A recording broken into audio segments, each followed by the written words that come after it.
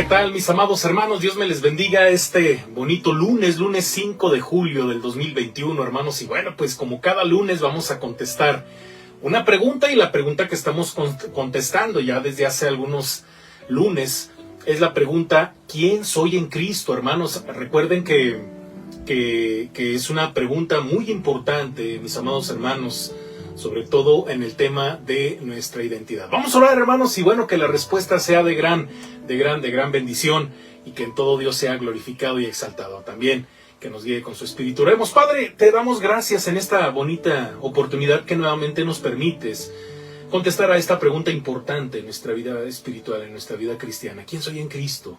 Padre, que tu palabra sea quien marque la diferencia. Mi Dios, guíanos con tu Espíritu Santo. Dame la sabiduría, la gracia, delante de tu pueblo, Padre, para predicar tu palabra, para hablar de tu palabra, mi Dios, y que esta reflexión sea edificante, pero sobre todo que sea que tú seas en todo glorificado y exaltado. Que mi vida solo sea un instrumento de gracia en tus manos, Padre, en el poderoso nombre de Jesús. Toma nuestras mentes, nuestros corazones, nuestros sentimientos, todo nuestro ser, Padre, límpialo y ayúdanos para que en todo tú seas glorificado y exaltado. En Cristo Jesús. Amén.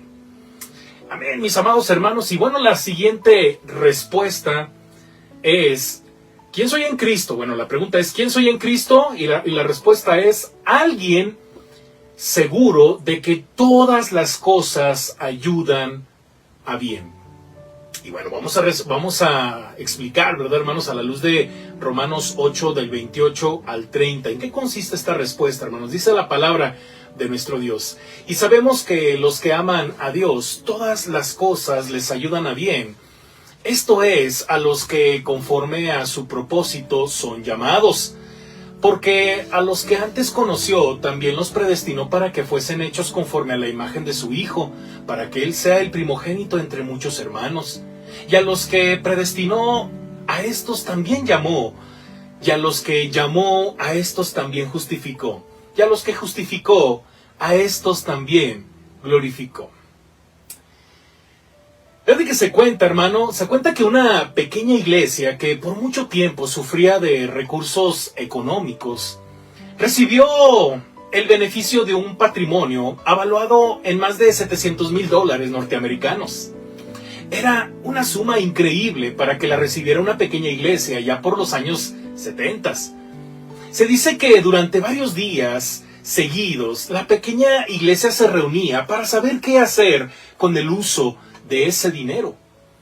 6 meses después del incidente, se le preguntó a un miembro de esa pequeña iglesia: a propósito, ¿qué pasó con ese dinero que recibió tu iglesia? El hermano respondió: mejor no me preguntes. Contestó muy decepcionado. Nuestra iglesia se dividió respecto a qué hacer con ese dinero y se repartió justo por la mitad. Así fue. Lo que en un momento pareció ser una congregación feliz, aunque pequeña, que confiaba en la diaria providencia de Dios, se desgarró por lo que pareció ser una buena cosa. Pero hagámonos la siguiente pregunta, mis amados hermanos: ¿qué es lo bueno?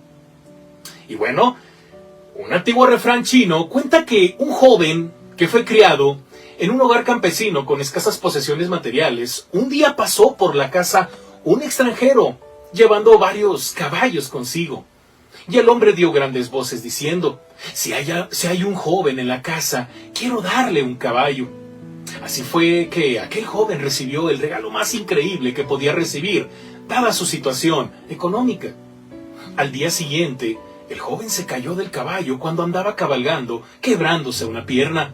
Bueno, finalmente tener el caballo no era tan bueno. Después de todo, quizás hasta era malo. Sin embargo, al día siguiente bajaron de las colinas unos guerreros que insistían en que el joven fuera con ellos a pelear, pero el muchacho no pudo ir porque tenía una pierna quebrada. De pronto, tener la pierna quebrada fue bueno. El proverbio sigue sin terminar, alternando lo que parecía bueno en un día y al siguiente lo que parecía ser malo.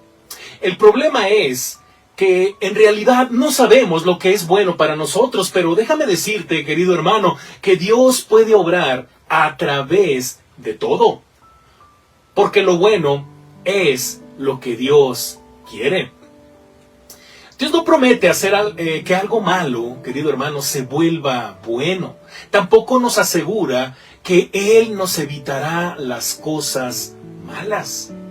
Pero Él sí nos ha prometido que lo bueno puede salir de todas las cosas, hasta de aquellas más terribles, para quienes lo aman.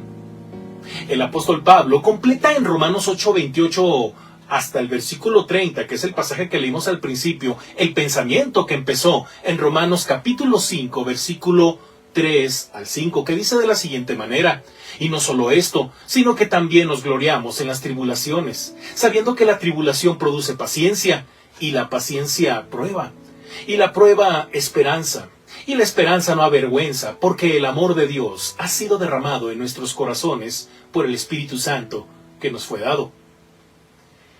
El versículo 3, si te pudiste dar cuenta, querido hermano, dice, nos gloriamos, lo que significa un acrecentado regocijo.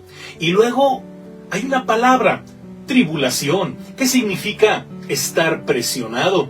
Después hay otra palabra, paciencia, que significa seguir presionado. Cuando uno considera eso, pareciera que Dios nos somete a una especie de masoquismo cristiano, pero suponer eso es erróneo. Dios trata simplemente de mostrarnos que Él quiere producir un carácter íntegro en medio de las pruebas y tribulaciones. Y ahí es donde radica nuestra esperanza, querido hermano. Por ejemplo, fíjate, muchos son los que hoy creen que sus matrimonios no tienen esperanza. ¿Y cuál es la solución? Bueno, cambiar de cónyuge. Y si el trabajo que tienes es miserable, pues cambiar de trabajo. Y si la iglesia tiene problemas, bueno, pues cambiar de iglesia. Pero nuestra esperanza no radica en escapes de las situaciones difíciles. El plan de Dios es que crezcamos en medio de las circunstancias. Porque nuestra esperanza radica en la integridad de nuestro carácter, un carácter aceptable delante de Dios, no en las circunstancias favorables. Fundamentar la esperanza en las circunstancias favorables siempre decepciona, pero si nuestra esperanza se basa en el amor de Dios y en nuestro carácter íntegro, no nos desilusionaremos, hermanos. Aún así, hermanos, debemos estar alertas ante las esperanzas falsas. Dios nunca prometió, hermanos, que todo resultaría exactamente como nos gusta. Nuestra esperanza no radica en creer que la vida debe ser como un suave navegar y que si las cosas están difíciles ahora, pues mejorarán en la mañana siguiente. Hermanos, nuestra esperanza radica en que Dios nos hará mejores personas conformándonos a su imagen por medio de nuestras circunstancias difíciles. Supongamos que usted, querido hermano, ojalá y no, ¿verdad? Pero supongamos que usted acude a la oficina del pastor a decirle, sumamente angustiado, que su cónyuge lo abandonó. Usted clama esperanza y el pastor quisiera dársela, pero si él le dice, bueno, vamos a recuperar a su cónyuge, le estaría dando falsas esperanzas, pues no puede el pastor asegurar eso. Pero el pastor sí puede decirle lo siguiente, escuche, si usted no se ha comprometido antes para ser el mejor cónyuge posible, que Dios quiere que sea, ¿quiere comprometerse ahora? Así, aunque su cónyuge no regresara, cosa que no puedo garantizar, usted sale de esta tribulación con un carácter transformado, un carácter cada vez más íntegro. Usted puede ser mejor persona que antes de la crisis, y ahí es donde debe residir su esperanza. Interesante, ¿no? Déjame decirte, querido hermano, que el plan de Dios, que el plan que Dios tiene para nosotros se fundamenta en su conocimiento previo de nosotros. Lo acabamos de leer en estos versículos del 29 al 30 en Romanos 8. Según la Biblia, Dios nos conocía desde antes de la fundación del mundo y nos predestinó para ser conforme a la semejanza de su Hijo. ¿En qué forma nos conocía Dios? Algunos maestros en teología creen firmemente en la elección divina. Esto es lo que comúnmente se conoce como el hipercalvinismo o el calvinismo. Lo que significa que Dios nos eligió para ser sus hijos desde el comienzo, en los tiempos, apelando pasajes tales como Efesios 1, del 4 al 5, que dice, según nos escogió en él antes de la fundación del mundo, para que fuésemos santos y sin mancha delante de él, en amor habiéndonos predestinado para ser adoptados hijos suyos por medio de Jesucristo, según el puro afecto de su voluntad. Otros creen por su lado, ¿verdad? Bueno, que acceden a la salvación primordialmente por elección personal. Esto es como el otro extremo, el arminianismo, ¿verdad? Y bueno, citando versículos tales como Romanos 10:13, que dice, porque todo aquel que invocare el nombre del Señor será salvo. Querido hermano, fíjate que en lo personal, yo prevengo en contra de irse a uno u otro extremo en este asunto. Un extremo ve la elección divina como equivalente al fatalismo porque no hay participación de la voluntad humana. Otros, los que se van al otro extremo, tratan solamente la opción humana. Pero la palabra de Dios enseña, hermanos, a la vez la soberanía divina, pero también la responsabilidad humana. Alguien ha dicho que si mirásemos desde afuera en la entrada a la vida eterna, veremos un cartel que dice, todo aquel que invoca el nombre del Señor será salvo. Pero luego de haber invocado el nombre del Señor y pasa por la puerta, al mirar hacia atrás, se puede leer en una inscripción que dice, según nos escogió en Él antes de la fundación del mundo. Algunas cosas escapan sencillamente del entendimiento humano, porque no podemos invocar una parte de la Escritura a expensas de otra. La soberanía y el libre albedrío son como los rieles paralelos de la vida, de la vía del ferrocarril, que parecen converger finalmente si miramos hacia la eternidad. Entonces, ¿para qué son todas las cosas? Lo importante, hermanos, es que nos demos cuenta que hemos sido conocidos y predestinados desde la fundación del mundo, desde antes. Aunque esto solo se refiera al hecho de que Dios sabía en la eternidad quiénes iban a ser por fe su pueblo. Sin embargo, fuimos conocidos de antemano y predestinados a ser conformados a la imagen de Dios. Eso es lo que todas las cosas de Romanos 8:28 están ayudando en conjunto a realizar en nuestras vidas para que podamos asumir el mismo carácter de Cristo. Agreguemos lo siguiente a la presente esperanza de que también seremos glorificados, hermanos. En Romanos 8 del 24 al 25 leemos lo siguiente: porque en esperanza fuimos salvos, pero la esperanza no se ve, que se ve. Pero la esperanza que se ve no es esperanza, porque lo que alguno ve, hay que esperarlo, pero si esperamos lo que no vemos, con paciencia lo aguardamos. Ahí reside nuestra esperanza, hermanos. Por la gracia de Dios podemos salir con el carácter que Él desea